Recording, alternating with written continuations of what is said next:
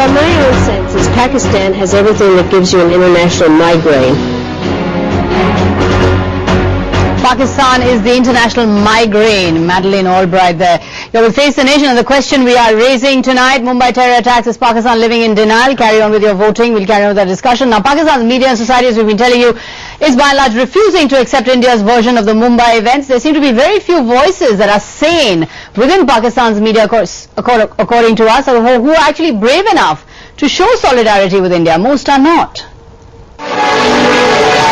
भारतीय मीडिया ताल्लुकात के हवाले से गैर मुसादिका खबरें नशर कर रहा है। तमाम मूड ये कह रहा था कि इसको कत्ल करवाने वाले पाकिस्तान नहीं है। इस पूरी की पूरी कार्रवाई का तो पाकिस्तान पर लगा दिया गया। भारतीय मीडिया की जानिब से पाकिस्तान पर बेबुनियाद इल्जामात का सिलसिला जारी है। ये कितना बड़ा क्राइसिस खड़ा हो गया with in India. Pakistani news channels reporting the Mumbai siege. 26/11 was reported across the world, and Pakistani media saw this as another chapter in already tense relations with India. One word which is being used by the Pakistani media at this point is that one of tension, escalation. Now that's the big danger at this point. In fact, the editorial in the Frontier Post published from Peshawar faults the Indian leadership. One feels grieved and distressed for the victims of this evil mayhem.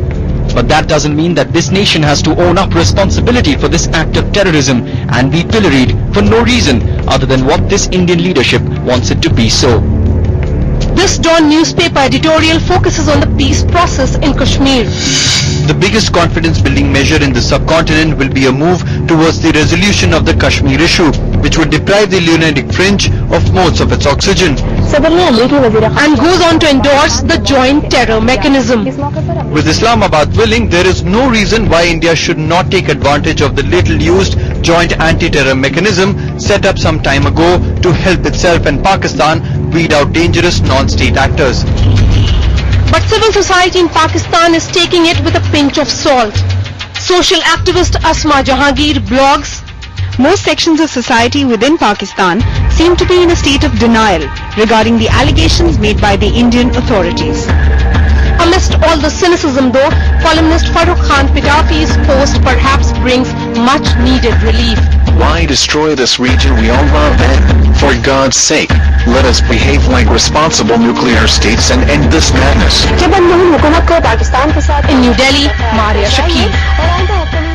Rajaman and Thomas Friedman writing very, very passionately, saying this is the time for Pakistanis to come out in the street. His article is called Calling All Pakistanis. Where are the Pakistanis? Where are the Jugnu Mohsins and the Asma Jahangirs and the Track 2 denizens? Why aren't they coming out? Does this mean that really there is no friendship, there is no ally there, possibly? I don't think we should lose hope that the sensible fringe of Pakistan can be teased out. But where are they? I think we need to make a little more of an effort. But I don't think we should be surprised. I am never surprised that the Pakistanis are in denial. They've been in denial for years. Take the instance of a very senior general in the Pakistan army who's quite popular in India. He was here about 3 or 4 months ago. And we asked him about the fact that the Taliban are advancing from the west to the east, that they've completely lost control of FATA. They've lost control of 4 of the 17 districts in the NWFP. And you know what he said? He said, this is just a subcultural problem in Pakistan. This is just an ethnic problem in Pakistan. You look at the instance of Benazir Bhutto, who went to the US in 1990, and the US showed her photographs, satellite photographs of Pakistan's nuclear capability. And she said, we don't have any nuclear capability. And she was right. She was never told. So I can even believe that Zardari is not aware of the fact that what India is saying today, that it's not the non-state actors in Pakistan, it's the Pakistani state. It is the ISI which has trained these attackers. And the fact that Zardari says, no, it is not the Pakistani state, I might even be prepared to believe it, because Zardari doesn't know what the ISI is doing. He doesn't know what his wife as Prime Minister didn't know what the army was doing.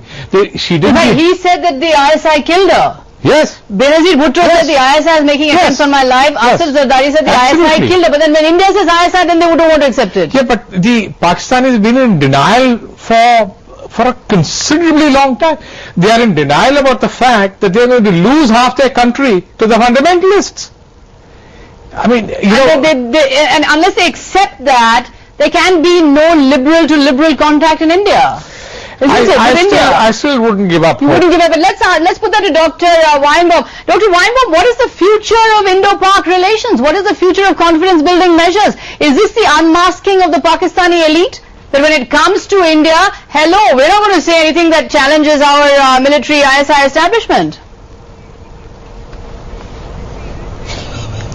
Well, I do think that the Pakistani elite recognizes that there has to be a long-term relationship with India. I don't think they're so foolish as to believe that it would be worthwhile going back into a state of high tension such as existed in 2002. But what we're seeing here, and I think all of your speakers have been alluding to, is the fact that when something like this happens, the national pride of Pakistan is badly damaged. And you get this kind of reaction for a state which is insecure.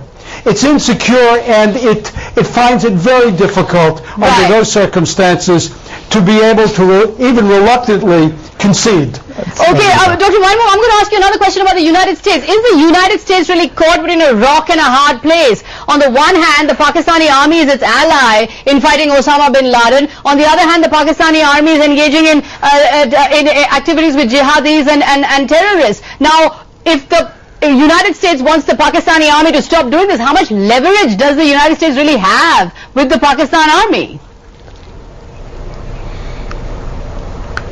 Well, it does have some leverage. The Pakistan army is dependent upon the United States for financing, for important equipment that it claims that it needs. So there is some leverage here. But in the end, the Pakistan army will take a position which it considers in the national security interest. And also, I might mention, in the institutional interests of the army itself.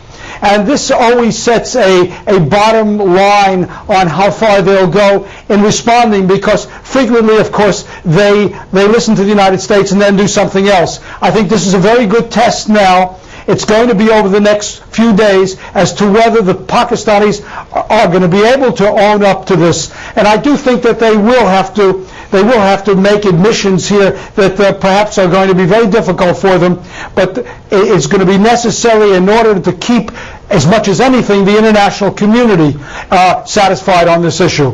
But when Musharraf exited, we were celebrating that this is the coming of age of Pakistan democracy, but we find that really we're back to square one. It's the army that's calling the shots, and the Pakistani elite, which was celebrating the departure of Musharraf, is now not willing to question the army anymore. Right.